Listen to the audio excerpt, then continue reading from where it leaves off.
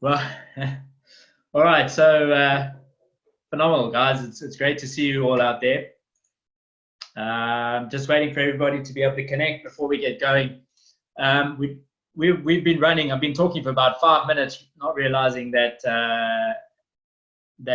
you guys hadn't joined the actual meeting yet. So I had a little practice run on the last 5 minutes, but that's cool. That's to your benefit. So let me carry on talking then from the beginning and just say a warm welcome to World Bee Day, and welcome to the World Bee Day talk by myself, Warwick Salza. I'm from Beware, been in beekeeping for about 15 years, just over 15 years now, and absolutely still passionate about it and still learning to this day, believe it or not. There's so much to learn about what bees can do, how they work, how they operate, and how we as beekeepers can actually benefit from that. So if we look at that, if we follow on with what's happening in the talk today, the power of bees, we're going to cover the power of bees, what industries they're in, what we can do about it, what's best suited for us as beekeepers as well, and how we can work together with the bees in order to be successful, and also look after bees, which is the main reason why I got into bees.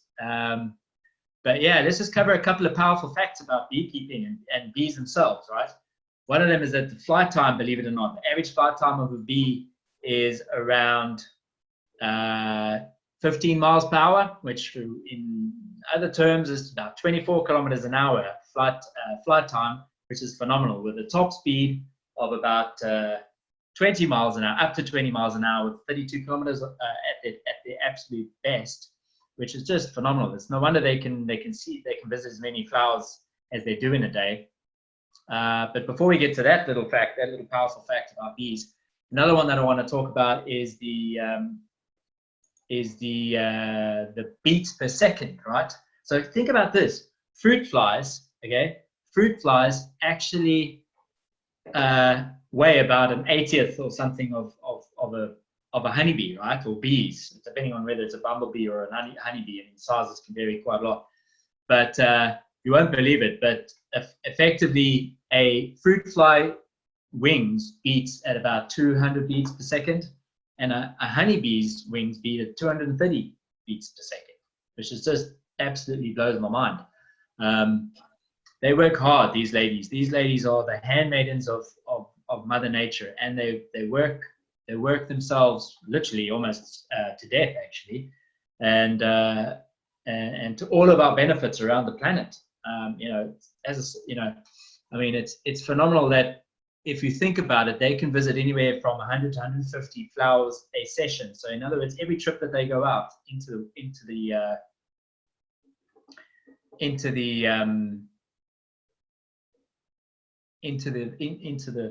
outdoors, they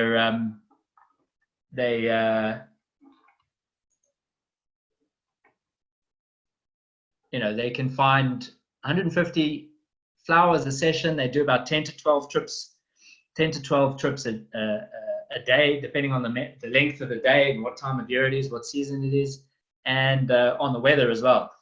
Obviously, they can't fly if it's under about 10 degrees, 9 degrees Celsius. They struggle to fly under that circumstances, under that weather condition, which is pretty cool. I don't know what they end up doing in the hive when they're doing that, but it's kind of a version of their lockdown for the day, and especially during the off season in the winter time. But the beautiful thing about bees, when they are working and they're out there, they do they pollinate like 2/3 of the food in the world, right? So that includes crops and veggies, fruits, all of that sort of thing. And not only that, but actually the amazing thing, right, is that they end up having, they also end up feeding or pollinating the plants that other animals eat, right? So, and all the other animals eat around the world. So whatever we end up eating, for example, in terms of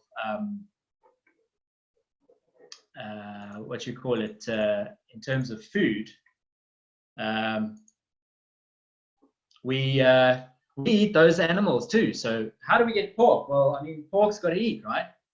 Pigs have got to eat, cows have got to eat, sheep have got to eat. And a lot of that food is based on the fact that bees have actually pollinated that food. And then we get to eat that meat too, if you're a meat eater, and if you're vegan, then obviously they feed you too. We all benefit from the pleasure of actually having bees in the world. And it's quite funny actually that it's great that we have World Bee Day, but actually it's only about the third one of its kind ever that bees have actually been recognized for the benefits that they actually give to the world and to the entire planet. Here's a question though: how many bee species are there in the world? This is a question I get a lot on my bee training, and something that's phenomenal, right, is that obviously there's different kinds of bees and there's different kinds of species, right? I mean, how many honeybees are there in the world? There's a big difference between how many, because not all bees are honeybees, right? There's like 20,000 bee species in the world, all right, give or take. There's more than 20,000 that I know, because when I was in a trip overseas, I happened to be in the Ukraine a number of years ago, 2013, and there was a young lady, a teenager, that was based in the South Pacific area. She was doing some work with community work on an island there, and she was interested in bees, and she did a fantastic talk about how she managed to, not managed to, but she came across a bee that was there that was very specific and unique to the island, and she happened to benefit in terms of being the one who discovered this bee or registered this bee as the 20,000th species of its kind, of the subspecies, or of the species in general, okay? Which is absolutely phenomenal. But how many actually create honey? Well, there's only like about 44 species that are honeybee related around the world. But majority of us in the Western world use the Apis subspecies, right? But there are things like mason bees, there are bumblebees, there's solitary bees, there's all kinds of different bees, which is amazing. The guys that I can see in the video, you're able to hear me, right? I just want to do a sound check. Just nod if you can hear me and give me a thumbs up. Fantastic, great. Hopefully you're enjoying so far. Got a lot to cover in an hour, okay? Because there's just that much about bees that we've got to talk about, okay? And thanks for joining. So yeah, how many subspecies are there in the sub-Saharan area, which is where we located, where Beware is, and where the majority of our customers and training takes place, etc. I found this actually hard to believe, but there's 2,755 known subspecies in the sub-Saharan area, which is just phenomenal. In South Africa, we only have 2 that actually make honey. So I would implore you to actually take a bit of time and go and have a look at some of the beautiful orchid or orchard bees, okay? These things look like they've been designed by Porsche or Bugatti or Lamborghini, because they are just, if we're talking about ratings, we're talking like 12s out of 10, okay? They are just absolutely phenomenal looking bees. They're just stunning. Some of them are metallic, some of them are multicolored. It's just beautiful. Orchard bees, go and have a look at that, okay, when we finish with the talk today in celebration of World Bee Day. Right, so we talked about some of the stuff about bees, the powerful facts about them. Well, here's some powerful enemies that they have, right? These are things that we got to really look out for. A lot of this I'm going to cover is actually based on African issues and African problems, but I think there will be some that I mentioned that will be worldwide. Believe it or not, badgers, honey badgers, one of the world's, probably not, if not the world's most dangerous animal out there, right? I mean, it's kind of like, people think the lion is the bad boy of the jungle, but actually the badger, if you want to know about the badger, you got to go look up some funny videos on YouTube about badgers, especially there's the one, I can't remember his name, but there's the one that was in captivity, okay? And this guy just kept getting away. He even managed to, when they gave him a mate, okay? He even managed to get his mate to help him to push down the lock mechanism on the door while he managed to get out, push the door open. I mean, that was just phenomenal. This is how clever honey badgers are. So if you're anywhere in Africa, or if you have honey badgers in your area, make sure you raise your hives at least a meter. I would say probably 1.5 meters off the ground is probably best, okay? And I do implore you not to do traps and not to do poisons and things like that with badgers. If you do have a badger problem, rather call in a society that can come and remove the badger, trap the badger, move it away for you, those sort of things, because they have a place in the world too, just like bees, okay? Another enemy is believe it or not, is the great elephant of Africa, and obviously there's some in India as well, and that sort of area. But the elephants in Africa actually are enemies, kind of frenemies, but mostly enemies of the bees, because generally speaking, they will push over. They clear out. They can clear out areas of wilderness, and including all the trees and some plants, because they like to eat the bark. What ends up happening, right? And this phenomenon of what happens when bees and elephants come together and they go to loggerheads. Believe it or not, bees have figured out the weakness of an elephant, right? It's the tip of the trunk and its eyelids and soft parts of the ears. So guess what happens when an elephant or a herd of elephants come along and they want to clear an area where there's a colony of bees an African colony of bees. The bees go on their attack and they go on swarm and they will sting the elephant in the areas and the soft spots that I just mentioned. And guess what? That tree stays standing and the elephants make a run for it, okay? Now this has been used as something we can talk about a little bit later in the industry section about what can you do about bees and what's the best fit for you. I'll get back to that just now. Some of the other pests and areas and enemies that we have for the bees are ants. They're a major issue. Use Nipit for that. We've also got wax moth. That's all over the world. The ants like going after the honey, and who doesn't? Let's face it, honey badgers do as well. We've also got things like hornets, which are all over moving all around the world at the moment, unfortunately. We've also got the pirate bees, which are, they also attack the bees as well as they're coming and going. We've got bird eaters. Those are more of the natural things. A couple of other ones, big ones at the moment around the world is varroa mites, which are a major issue. I talk about this on our training a lot, and how can you go about removing varroa from your colonies. Thankfully, our colonies in South Africa are actually quite vigilant, and they're very defensive, and they're usually very clean. So it doesn't take a lot for them to kind of keep varroa under control, but we still implement certain things that will benefit us worldwide to be able to use. And so might talk about that a little bit later, but not right now. Other enemies at the moment that I've definitely mentioned are pesticides and insecticides and GMOs. Unfortunately, there are some companies around the world that are still producing pesticides and insecticides and now continuing to produce GMOs. Some GMOs even have poison within the actual plant itself. So when the pollen, if there is any pollen in the GMO anymore, or nectar in the GMO, which is also a big problem, because a lot of crops now, hybrid crops, are becoming the way that they've genetically modified is that they actually don't even have a pollen or a nectar that gets exuded, okay? But those that do, the poison is in the pollen. It's ridiculous. It's like insane. Look that up if you don't know about this, okay? It's something that we definitely need to be talking about as beekeepers and people that love bees, all right?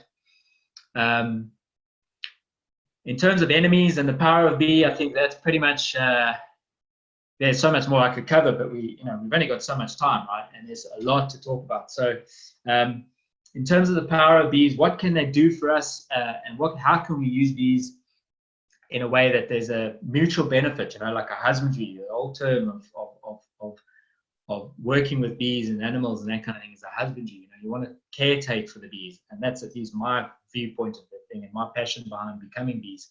I mean, our motto and our company mission is pretty much harnessing nature's biodiversity, but with a passionate husbandry kind of caretaking viewpoint. With that in mind, what industries, what can we do? What can you do as a beekeeper, and how do you figure out how this fits so that you can be successful, right? In terms of what's happening, World Bee Day, what can we do going forward?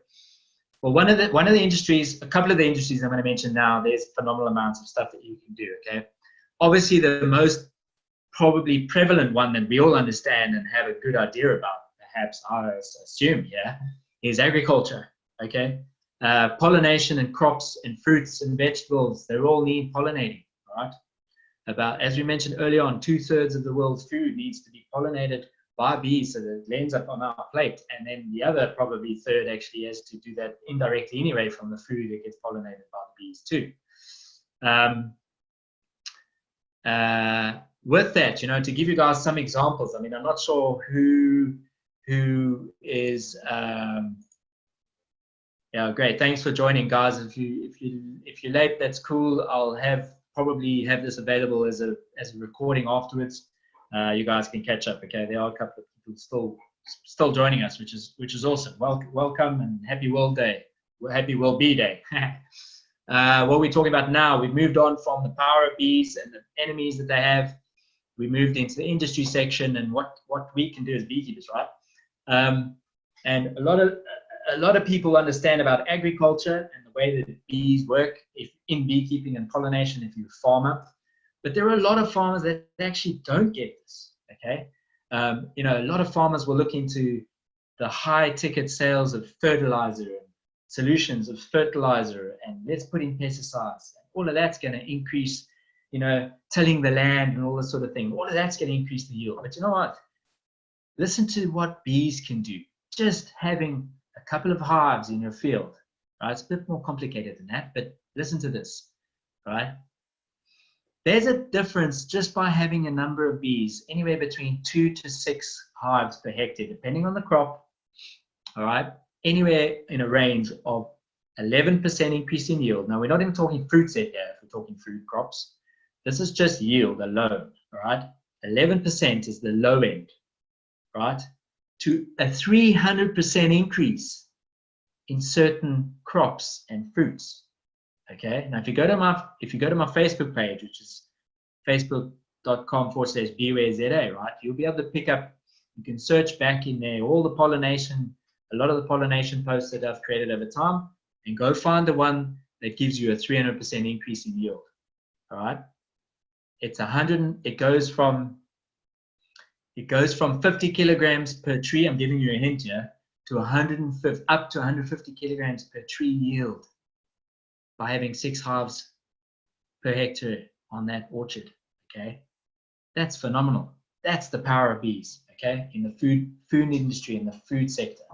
A couple of other ones. Almonds. 92% of the world's almonds are produced in America and California, and there are millions of colonies that get used there every year.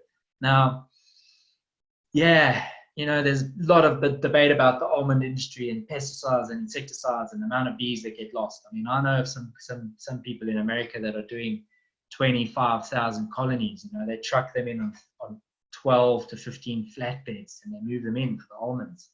Phenomenal.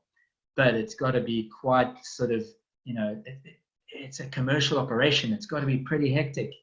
You're going to lose bees. You're going to lose bees anyway, you know, when you get into beekeeping. Please don't underestimate the determination you're going to need. You're going to be determined. You're going to need to be as determined and passionate as bees are for their survival from the time that you become a beekeeper. Okay, it's one of those things. Don't ever kid yourself that beekeeping is going to be easy. All right, it's not easy. But what I tell you what, it's rewarding. It's absolutely phenomenal. A couple of other ideas, a couple of other insights into the agricultural, what is best, what you can do best with bees, and how they can be successful for you and for themselves. Obviously, you need to keep in mind that we talked about pesticides and insecticides earlier, right? If you're going to do pollination, please, please, please do us and the bees and the farmers and everybody a favor and really identify farmers that are not using GMOs and that are not using pesticides. And it doesn't matter if the farmer tells you that whoever the company is, Monsanto, Bayer, whoever the people are that have sold them bee-friendly insecticides, they're not bee-friendly, Okay, they're not. No, the insecticide can't tell the difference between a bee and a not bee. All right, it's an insecticide. It's going to kill the bees. And if any of those bees make it back to your hive with any honey from the pollen or pollen or the nectar from that crop, guess what? It's in your hive now as well, and it's in the food stuff you're going to sell to consumers. Avoid that with a barge pole. Okay. Moving on, canola, rapeseed, that crop is pretty much grown all over the place. You can get anywhere from a 13 to 46% increase in yield. What is that going to be value? What value is that to a farmer? What value is that to us as consumers? I mean, we've got a lot of people are ignorant, completely ignorant to any of this kind of stuff. But can you imagine the difference? When people cry about, and there are people that starve around the world, don't get me wrong. But when people say that there's not enough food in the world, starvation, and there is starvation, that there's not enough food production, we need to up the insecticides, we need to up the GMOs, we need the yield. Actually, all you need to do is use bees, man. Just use bees. That's the power of bees. Food, more food, food security. Okay. Sunflowers, right? Sunflowers are phenomenal, right? I mean, in South Africa alone, the last time I checked, we have something like 600,000 hectares. We're the 10th biggest producer. We were the 10th biggest producer in the world. And you can get a 30% increase in yield on the number of seeds per sunflower head. All right. The amount of, for the farmer alone, the benefit on that is phenomenal. The economic benefit on that is phenomenal. Just the food chain. It's just, yeah. Think of, go away and think about that. And put it into practice. The only thing about sunflower, if you're doing pollination, right, and you are likely to get some honey, but the idea of having pollination is that you overpopulate the area in order to make the best case scenario for a number of seeds pollinated or number of flowers or whatever it is pollinated, so there's an excess of bees, the amount of forage available. That's the idea. That's the concept behind offering a pollination service, which is one of the industries you can go into in the agricultural sector. Okay, it's quite lucrative. It's not easy, but it's lucrative, and it usually needs an economy of scale. It's not normally at hobby level, which is say 15 hives and lower. You should be economy of scale requires that it works better if you're at least say 30, 40, 50 hives. At least, at least in bigger agricultural countries. But the sunflower honey does crystallize within about 3 weeks, and it goes pretty hard. It goes like, it goes pretty hard. It goes harder than peanut butter consistency, basically. And it doesn't last very long if you've got it as a liquid, if you've got it in big containers. So just be aware of that. If you are doing pollination, you are going to get some honey, but it's not the idea. That's why beekeepers that are pollinating charge for pollination, because the idea is that you're not supposed to get, or don't usually get, an excess of honey production because there's too many bees for the area, right? Another quick example is plums, and then we're going to move on to some of the other industries, the more sort of under the radar, industries that people don't know about, right? That I've learned about over the last 15, 16 years. So you guys are really getting to know some of the real deep secret side of bees, okay, right here as well, the powerful hidden side of bees, right? And I hope you're enjoying it so far. I'm loving this. It's phenomenal to be able to share my passion with you guys. I hope you can see it coming through to you as well.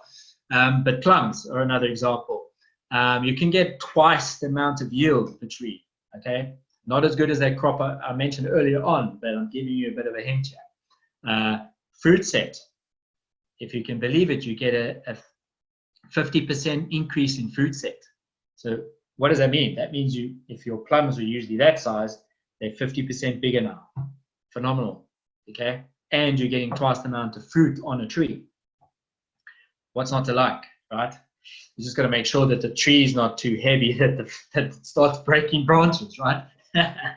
All right, so that's a little bit about the agricultural industry in a very summarized way, okay? And we talk a bit more about this on our intermediate courses that we hold in Midrand, and I'm going to give you a bit of a surprise a bit later at the end of this, that if you're not in the local area, you can't come. Well, we're all in lockdown at the moment, but if you can't normally come to our courses in Midrand, then we've got a bit of a surprise for you at the at the end of the session today. But plums was the last thing we were on. Right, other industries. Now, the phenomenal thing, right? I mentioned elephants earlier on being enemies of the bees and vice versa. You know, they kind of just want to, they're doing their thing. You know, are they enemies? They're frenemies? I don't know. You can decide.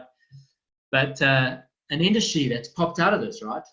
Out of the sort of indirectly involves safaris and game lodges and game parks.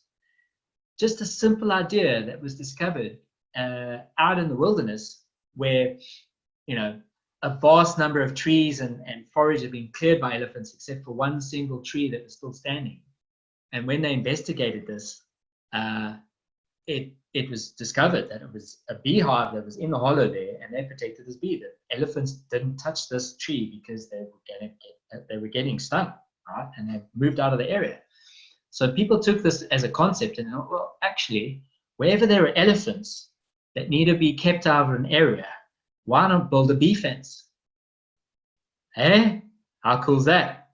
So now you can use bees in order to barricade or create a barrier around a safari park lodge or a game park lodge or designated area wherever there's subsistence growing by local people in Africa that want to protect their crops from wild, you know, all herds are wild, but from herds that aren't fenced off, for example, in the game park. This has been a principle now that's been a method that's been put into use. However, what I'm saying to you is that there's an opportunity here for anybody who has the mind and the will and the determination to go after this as an industry. Okay, we provide this as a consultation service. We provide a lock, stock, barrel kind of implementation of this as and when somebody needs it. We also do, we provide the supplies, for example, and then we can do the quotations as well. So this is something that's available for people that you can do too. Another interesting industry here that's aside from kind of the wild side of things is cosmetics. Royal jelly, it's kind of like almost the same price as gold, you know, per ounce kind of thing. It's ridiculous. But the amount of royal jelly that goes into cosmetics, where women are paying like hundreds of dollars or thousands of rands or whatever, pounds, whatever the case is, for a 50-gram jar of this stuff with royal jelly in it. It's probably got 0.01% of royal jelly actually in it. But you know what? It is that potent. It's what creates queens out of workers. And that's what they get fed on for the entire span that they're in the larvae, the egg and larvae stage.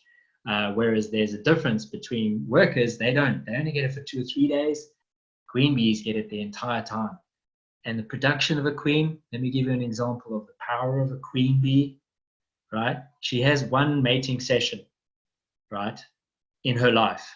It doesn't mean she only mates once. She can mate anywhere from 20 to 50 times. In other words, 20 to 50 different males can mate with her in her flight, mating flight. If you can get video of this on YouTube, it's phenomenal to see that. But it's a phenomenal thing to see. Okay, but why I'm telling you about this is that they do it in flight, which is powerful enough as it is. It's pretty remarkable to be able to get it going, get it on in flight. But and funny enough, the drone actually dies after that scenario, which isn't really pleasant for him. But hey, it's kind of his only job, so I suppose it's a pretty good way to go if you think about it. If you manage to catch the queen, that is. But yeah, she can lay up to 2,000 eggs a day in the peak season, right? And that mating flight that she goes on in those 2 to 3 days, and those 20 to 50 mating connections, if you like, every one of those sperm that gets transferred over gets stored in her body for the rest of her life. Okay, and she can choose between whether there's a male egg or a fertilized egg or an unfertilized egg. She chooses herself whether she uses the sperm in an egg or not, and that generates obviously different kinds of bees. The drone, which is the male, or the worker, which is the female. Okay, and obviously there is only one. This is also quite interesting. South Africa is the only honeybee, at least anyway, in the world that can actually, the worker bee can actually lay both eggs as well. And that's one of the reasons why the Capensis is what it's called. The subspecies is the Capensis has become a pest in the northern part of South Africa, because they can invade the Scutellata species and actually infest it basically by creating inside.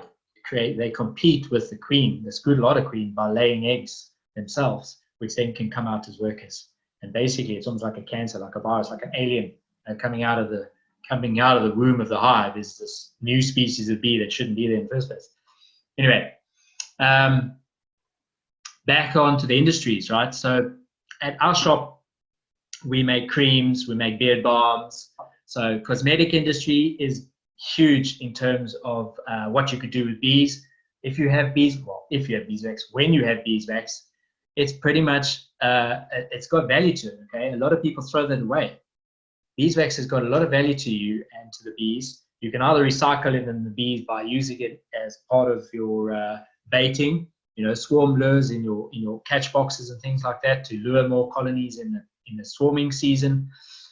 You can filter it and you can make cosmetics out of it, balms, lip balms, hair cream, wound salves, whatever you like out of that.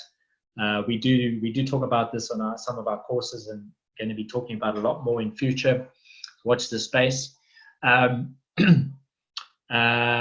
Honey, in terms of health and medical, a lot of stuff comes out of the beekeeping industry as well. So we've got royal jelly, we've got propolis. Propolis is a powerhouse for antimicrobial activity, okay? It's used in a lot of medicines. You can make tinctures out of it. It's just a phenomenal antimicrobial, substance inside the hive. Beeswax itself, again, as I say, is used a lot in creams and salves. It's also, interestingly, it's used in a lot of coating. So it's used in coating of foodstuffs, which I don't think many people know that, but you can look that up on Google. It's also used, how do you like this one? It's also used in the gun industry. Question mark, right? I'm not going to give that one away, but I kind of have, but yeah, it's used in the gun industry. The other thing that medical helps, obviously honey is pretty good. What else have we got in the hive? We've got venom, right? Detox, everybody knows about Botox. Well, what about Betox? Comes from the venom, makes everything enlarged and inflamed. There are some people now that are actually using bee venom in creams and salves of, within scientifically lab generated kind of products. I wouldn't go and do that on your own. But funny enough, a little known industry here, which can be really lucrative, is harvesting bee venom for that industry, right? So when people talk about bees, oh, they're only making honey, man. They only make honey, and maybe they pollinate a few plants, and they sting us. No, they don't, because the power of bees is just that phenomenal. Okay. So we were on bee venom, right? Yeah, it's quite a process. It's no wonder it costs a lot of money. I haven't done the numbers in relation to harvesting venom versus royal jelly, but both of those are quite, they're tough. They're tough things to go after, but they're rewarding. So you got to. That's why I say it's the best fit for you. Is part of our discussion today. Is what is going to be the best fit for you. You got to do the numbers. I'm doing the easy work. You got to do the hard work here. I'm pointing you in the direction. I'm aiming the arrow. You're the one who's got to hit the target and go for it. Okay. What are we talking about? In the medical areas, right? The power of honey on its own, let alone things like propolis and the benefits for bee venom and so forth. And there's been a lot of research done. When I was in the Ukraine in 2013, there was some phenomenal studies on cancer and tumors and just all kinds of phenomenal stuff that is being done. Even fertility, believe it or not. Okay, just phenomenal talks that were being presented there in Ukraine by world-renowned scientists. Another one is pest control. So this is a more practical one for beekeepers, is if you're in pest control, the power of bees is that they're prolific. They have to be prolific because of all the enemies that they have, including us, really, as man-made. Unfortunately, we're a bit of an enemy of them as well. And the trouble with that is that at the end of the day, you and I, by building our houses and buying new properties and clearing our backyards out and all that sort of stuff. I mean, for Earth Day, my pledge actually was to leave my garden as a wild area. The entire garden was left as a wild area. And I had dandelions in there and I had all sorts of stuff flowering. It was phenomenal because not only did I see bees, I saw mason bees, I saw butterflies, there were fruit flies and other flies and all sorts of stuff that was coming around that probably wouldn't have been if I took them out and killed it all off. But pest control, okay, because they're so prolific and because we are taking away a lot of their wild area, guess what, bees want to survive too. Bees matter as well. Bees' lives matter. So they are moving into our urban areas. And phenomenally enough, Johannesburg, one of the main cities in South Africa, is known as one of the metropolitan jungles of the world. Okay, it's got so much prolific sort of life in all the gardens and everything in and around Johannesburg metropolitan area, which is so potent with sort of foodstuffs for the bees readily available, that they're moving in, they're relocating. They're moving into the city life, man. Who wants to do this stuff out in the field when you can live in the city and there's your crop right there, right on your doorstep? Cheers, I'm drinking some coffee in my recyclable cool cups. Woo! Made out of bamboo. Yes, for the environment and Earth Day and Bee Day, we love you. Right, so they're moving into the city, okay? And when they do that, it's sometimes quite difficult to coexist with bees. They are aggressive, or they can be aggressive. They are dangerous. There is a risk to having them in the city. And in South Africa, there are bylaws, which I would, implore you to look those up in your city, because you may have them and you may not. But in Johannesburg and most of South Africa, actually, there are bylaws where you can't keep bees in an urban area unless there's very specific kind of things that we talk about on our course, on our training. But please do look that up if you're considering getting into bees, or if you already are in bees. Make sure that you see into your bylaws, because what you don't want to have happen is have somebody get stung on your watch, basically. They will blame you because you're the one with the bees. You keeping the bees, it's your bee that stung them, okay? No matter how much you tell them that it wasn't, or you don't know if it was, nobody's carrying out a permit at this stage saying, well, I belong to so-and-so at, number 248 Maple Avenue, okay? They don't do that. But pest control then comes into play. The problem is that there are a lot of there are a lot of pest control companies that are honorable and respectful to bees, and they don't do terminations, but there are a lot that do. So if you get involved with pest control, or you're already involved with pest control, hopefully you're going to be one of these that we can convert, one of the pest controls that do terminations, and convert you to people that will practice non-terminations where necessary, where possible. And I mean, let's talk a little bit of numbers. Pest control in South Africa, right? Southern Africa is going to range, a starting price is going to be anywhere from about 750 Rand up to 3,500, 4,000 Rand, depending on the job. Some jobs require scaffolding. You're up on roofs, you need ropes, you are having to break down chimneys or break into walls. And that price, by the way, doesn't include the repairs or the replacement of that, whatever that cavity was, to get the cavity, to get access to the bees. Okay, that's just the call out fee and the actual professional service that would need to be paid. What are we talking about in dollars? Well, I would say probably a starting price of about $50 anywhere up to about $500, maybe even a bit more, in terms of currency, so that everybody knows more or less what we're talking about here. But one of the top things you're going to get when you're doing pest control, right, is don't you get the bees for free? Oh, shock horror. No, because you need a hive to put them in. You need a car or a vehicle to get to the place where the bees are, right? I need all the equipment to go with that. I have to have insurance. Okay?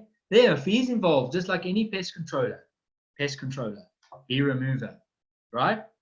And if I'm lucky, if I've experienced enough, if I've done the job, and hopefully you've got experience and you've done some training and you've done lots of reading and you've actually practiced, you've maybe mirrored somebody else and gone out with them when they do bee removals to learn on the job. You actually have a chance. You have about an 80% chance of actually finding the queen. It's not foolproof.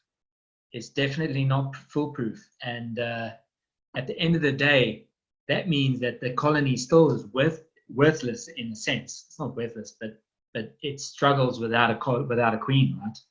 And you could lose the queen in the process too. All right. But anyway, long story short, there is an income, there is an industry. Not only then are you saving bees, but you get to increase the stock of bees in your apiary yourself, or you could sell them on. It's another option. You will get honey most likely from that bee removal as well. Usually what I do when I'm doing bee removals, I'll give the customer a tub of honey as well and say, thanks very much. This is for all your hard suffering with living with the bees, and enjoy the rewards and so on and so forth. And if they're lucky, maybe I'll say, lucky you didn't get stung today. You have insurance now. You paid for a bit of what do you call it? Suffer pay. No suffer pay for you. Okay. And yeah. So anyway, so that's something that I would normally do. But yeah, there's costs involved with that. Okay. Pest control. There's an industry there. Another one, a typical one, obviously, is food. So we can all get involved. All of us as beekeepers are likely to be involved in producing food. You can also produce pollen, though. Okay. And there are pollen traps that you can use that will harvest pollen. It doesn't last very long. It degrades pretty quickly. So you're going to be on that every day. And there's a couple of other things that you might want to know. But pollen is a high-end, high-quality food source. The dry pollen that's get collected at a pollen trap before it enters the hive is a different kind of pollen to the one that's going to be in the hive if you're harvesting that. So compare those two things and consider those two things before you go into this. You can feed the pollen back to the bees as well if you like in the wintering period. But pollen itself, especially bee bread, is highly sought after for what do you call it? These athletes, these super performance athletes. Okay, and it's also it's not vegan, or is it? I don't know. It's kind of like there's a big debate about that, right? It's from plants. Insect, are bees, they're living beings, right? And we taking it from them? That's not a debate for today, but definitely vegan. Okay, vegetarian rather, not necessarily vegan in the strict sense of things, but certainly vegetarian and hopefully organic if you're in GMO-free areas, and if you're in pesticide-free and insecticide-free areas, most likely it's wild foraged, and it's as close as organic certified as you can probably get, as long as your bees are away from the roads and things like that, in high traffic area and other farming areas within a 4 to 5 kilometer radius. Okay, so that's pollen and bee bread. Candles, that's what you can. So beeswax, that's another big one that we can talk about. If you're looking at beeswax, I alluded to something earlier on about the gun industry and the farming industry. We didn't talk about candles, not farming, what do you call it? Cosmetics, yeah. So candles is a big one. Believe it or not, there is still a big demand for candles, pure beeswax candles in the world. There's specific sectors and areas that love to have pure beeswax candles, right? If you want to learn more about that, wait up for more surprise later on. It's coming. And propolis, I think we alluded to this a little bit again. Please don't throw your propolis away. You can use it to bait your hives. You can make tinctures from it. Another one is mead, right? So if we take the honey, what can you do with honey, right? You can cream honey, which means you can probably actually double the price, and all you're doing is aerating. Okay, we got creamers that we sell at the shop. They are commercial industrial size creamers, but you can make your own version of that. It's not too difficult, but you can easily double the cost, the price of the selling price of your honey by creaming it. Okay. The other thing is obviously you can sell your honey in the comb, and also again there you should be selling it at a much higher price because you're losing the wax and the production time the bees need in order to replace that wax before they can store honey again. Okay, so you can sell obviously your honey in packs in comb, and that should be much higher price than if you're just selling the honey alone. Interestingly, you can also take honey and you can put food stuff into it. It's a really good preserver. It's a natural preserver. In fact, honey's been found in jars and vases, preserving all sorts of body parts and animals and whatnots and things in Egyptian pyramids, easily 2 millennia or 2,000 years old. And when they did find one that just had honey in jars that had crystallized over all that time, it was edible. Yeah, it doesn't expire unless it has exposure to air. In which case it's high, what's it called? It's that's just gone out of my mind now. But basically what it does is that if honey's left open, it absorbs moisture from the surrounding air, from the air itself. And if honey gets too high moisture content, guess what? It ferments. And that leads me on to my next and final kind of industry that we can talk about here that beekeepers can get involved in, which is the alcohol side of beekeeping. Yes, yes, my pretties. And have a look at what's happening just over there. Hopefully you can see that. Oh yes, oh yes. That, my friends, is honey wine or mead. All right, made like the Vikings of old. All right, honey, mineral water, and a glass demijohn. A little bit of yeast. If you want to know more about that, ping me after this. Send me a message on Facebook. We've got a little page that we're going to be supplying some recipes on how to make mead and a couple of videos and whatnot. If you want to know more about that, it's phenomenal. That one was only made about 3 or 4 weeks ago. It has pretty much finished fermenting now, so I've got to kind of rack that this weekend. And yeah, there's a few other processes that you've got to go through, but it's not very difficult. And not only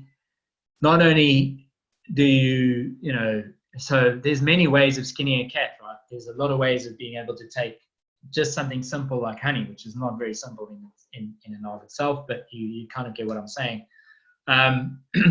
You end up having a situation where you've got one product that you can turn into multiple products. So honey itself can be creamed, right? You can sell it in the comb.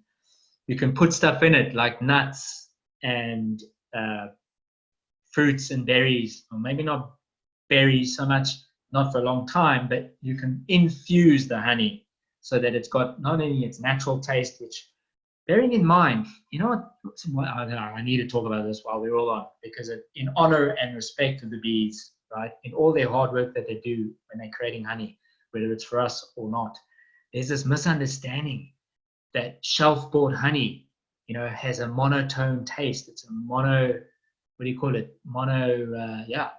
It's like this. There's only one taste to honey. It's like water. Water tastes like water. Honey has to taste like honey. It's just this one type of honey. No, my friends, no. This is not the way. It's not the way. You need to take the blue pill. And you need to give the blue pill to everybody else that you come across, please. Because shop-bought honey, and I can't prove it, but lots of studies have been done. There's documentaries on Netflix called Rotten, go and watch it, where people are adulterating honey. Now, I don't want to go into detail with this, but basically it's fake honey, okay? And unfortunately, there is a lot of this in shops, okay? Especially if it's imported from another country. Somewhere towards the east side of the globe, generally speaking. But it is done in other places too. And the problem with this, and even if we're not talking about fake honey, what happens commercially, and I can understand to an extent, but what happens commercially is that you've got tons of honey coming into a honey processing facility, which we obviously we consult on and we set up, and we have the equipment for all of that kind of stuff. But what happens typically is you end up having tons of honey maybe coming off canola. You have tons of honey coming off lychee or avo or whatever the case is. Obviously, that's if you're not offering pollination services, because you shouldn't be getting that much honey if you're offering pollination services. But anyway, you're getting tons of honey from a variety of sources. Now, what some commercial bottlers and processors do is they put the honey all in the same bottles and storage tanks, 1 ton storage tanks, and it all gets mixed, unfortunately, together. What ends up happening is we get a blend of honey that comes to the shelves, tastes sort of the same. But we know, and the bees are trying to tell us that honey doesn't taste monotone. If you get sunflower honey and taste that, it's phenomenal. If you get watermelon honey, it tastes a little bit like watermelon. If you get macadamia honey from macadamia trees, believe it or not, that's where it's come from, the nectar, then guess what? It tastes a little nutty. The same thing goes with lychee honey, which is one of my favorites. Citrus, lemon, orange blossom, you name it. Almond honey, if you can get almond honey, it's going to taste nutty. So one of the beautiful things about being able to take that is that you can really customize what the experience for a customer and actually educate them at the same time. They can be blown away. If you can give them grenadilla honey, they're going to be like, what's this stuff? And you can be like, this is raw honey. They're going to be like, no, it's not. And you can be like, yes, it is. And the bees are going to go wild. And the beekeepers are going to go even wilder. And somebody's going to understand that honey is this beautiful thing that comes from plants. It doesn't just come from a shelf. Okay? So we can make mead. You can actually make honey beer as well. And the beauty about that is that you're still taking honey and you kind of adding to it. You're doing what's called a beneficiation. Okay? You're adding properties or ingredients or something to the honey, which multiplies the value of the same honey that you've got, that you started off with.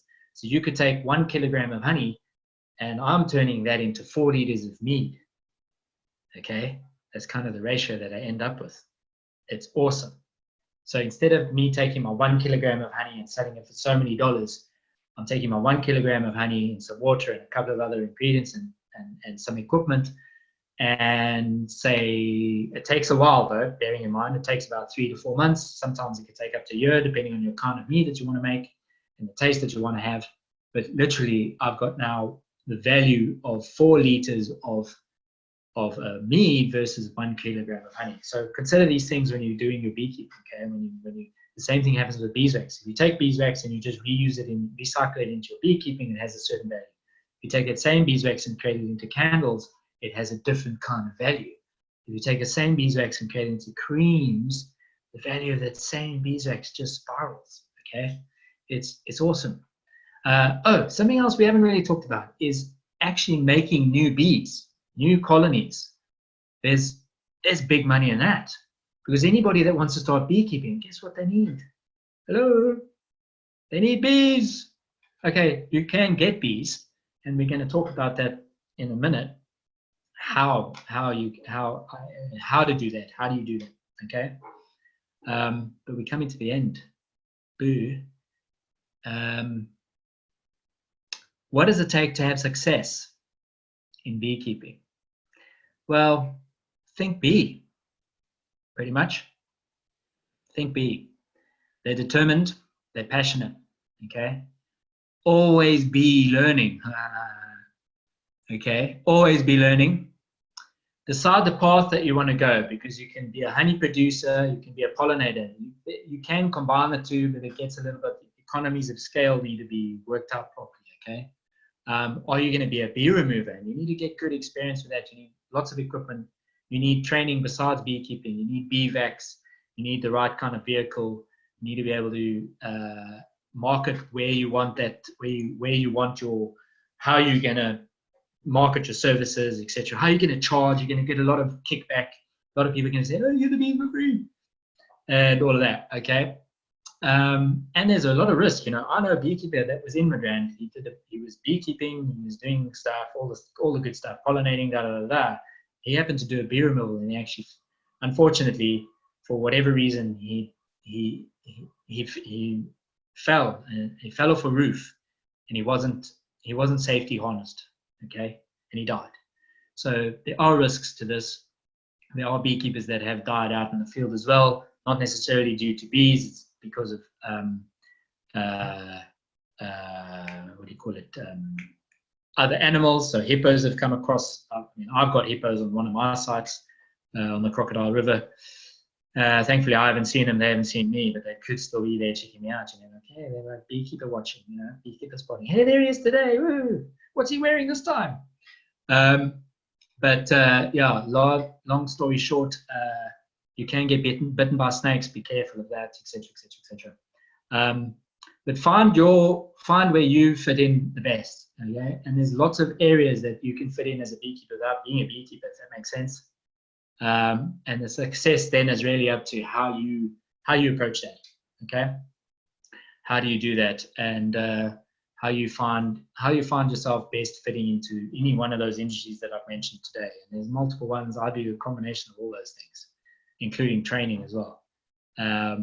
Which brings me to my final point. If you enjoyed this today, if you enjoy World Bee Day and you want to get more into beekeeping, especially if you've just started out beekeeping or considering beekeeping, starting to keep bees, we've actually got an online program that we've set up. So if you're interested in that, you can go to NewBee, NewBee as in new, BEE.beeware.co.za/webinar 2-0. And I'll email this through to you guys because I think you would have subscribed at some stage. I will confirm this in an email to you guys afterwards. But if you're interested in that, I cover the three major steps before you start keeping bees or starting out on keeping bees and beekeeping. But also go into a lot of other details about once you start with beekeeping, what to look out for, you know, how to protect your bees, how to grow your bees in a very basic way. And there's a bunch of bonuses and stuff in there. So if you're interested, if you liked what you saw today, thanks for joining me. Happy World Bee Day. And yeah, I'd love to hear from you guys. Send me emails, get on Facebook, get on Instagram. Instagram is Instagram/BewareZA as well. And we got a YouTube channel. Yeah, so you can look at us, look us up on YouTube, but I'll post all of that stuff so that you got it in an email. And I really enjoyed doing this today, guys. And thank you for joining me. It's been phenomenal. And best beekeeping to all of you. All right. Thanks a lot. This is Warwick from Beware. Have a phenomenal bee day, and let's get out there and honor the bees. Fantastic, guys. Take care. All right. Ciao. Bye.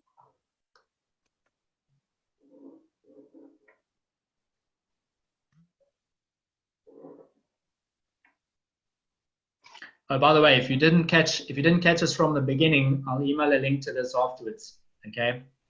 So that you guys can have a watch and a listen at your own leisure. All right. As long as I got your email address, I'll be able to send you the link afterwards so you can have a look at and catch up after the fact. All right. Take care. All the best. Warwick from Beware. Ciao. Bye.